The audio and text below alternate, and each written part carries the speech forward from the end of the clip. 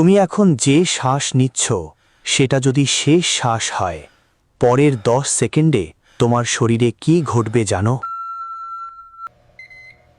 প্রতিদিন এই পৃথিবীতে প্রায় 2 লক্ষ মানুষ মৃত্যুবরণ করে, কিন্তু মৃত্যুর ঠিক পরের মুহূর্তে যখন হৃদযন্ত্র থেমে যায়, শেষ নিঃশ্বাস বের হয়ে যায়, তখন আসলে কি ঘটে শরীরের ভেতরে?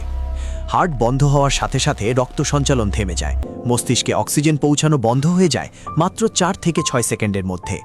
প্রায় 10 সেকেন্ড পর চেতনা সম্পূর্ণ লুপ্ত হয়।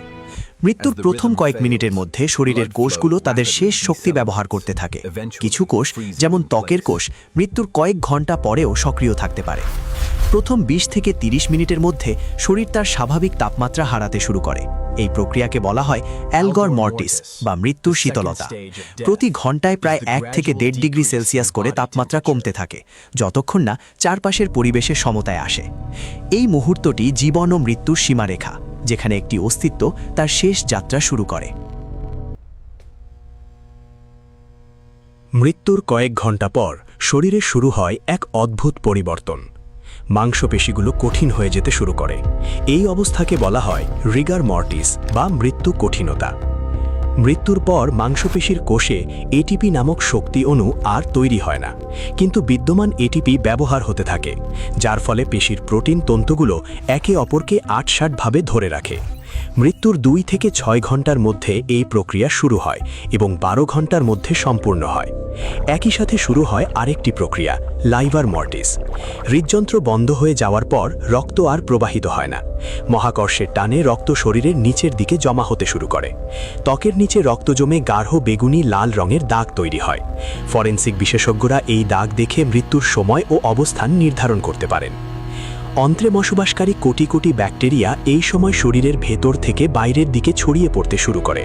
শরীর আর তাদের আটকে রাখতে পারে না। তারা পাচনতন্ত্র থেকে অন্যান্য অঙ্গে ছড়িয়ে যায়। এটি বিয়োজনের প্রথম সংকেত। এই পরিবর্তনগুলো নির্মম হলেও এগুলোই প্রকৃতির নিয়ম।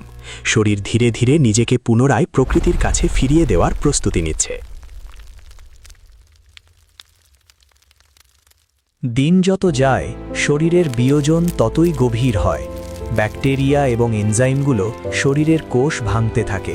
এই প্রক্রিয়াকে বলা হয় অটোলাইসিস। শরীরের নিজস্ব পাচক উৎসেচক মৃত কোষগুলোকে ভেতর থেকে ভাঙতে শুরু করে।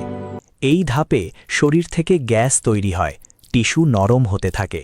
পরিবেশ, তাপমাত্রা এবং আর্দ্রতার উপর নির্ভর করে এই প্রক্রিয়ার গতি কম বেশি হয়।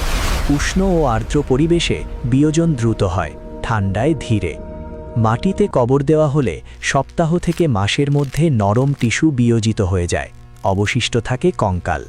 মাটির অণুজীবগুলো শরীরের প্রতিটি পুষ্টি উপাদান পুনরায় মাটিতে মিশিয়ে দেয়।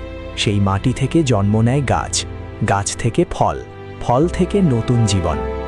একজন মানুষের শরীরে থাকে প্রায় 7 অস্ট্রেলিয়ান পরমাণু। মৃত্যুর পর সেই পরমাণুগুলো ধ্বংস হয় না, শুধু নতুন রূপ নেয়। বায়ুতে মিশে যায়, মাটিতে মিশে যায়, জলে মিশে যায়। মৃত্যু তাই কেবল শেষ নয়, এটি একটি রূপান্তর। আমরা যে মহাবিশ্বে জন্মেছি সেই মহাবিশ্বেরই অংশে পরিণত হই। তারার ধুলো থেকে জন্মেছিলাম আমরা, আবার ফিরে যাই সেই অসীমের কাছে। মৃত্যুর পর আত্মার কি হয়, সেটা বিজ্ঞান কি বলে, পরের ভিডিওতে সেটাই দেখাবো। চ্যানেলটা সাবস্ক্রাইব করো, মিস করতে চাইলে না। এই পৃথিবী যতটা সুন্দর, তার চেয়েও বেশি ভয়ঙ্কর।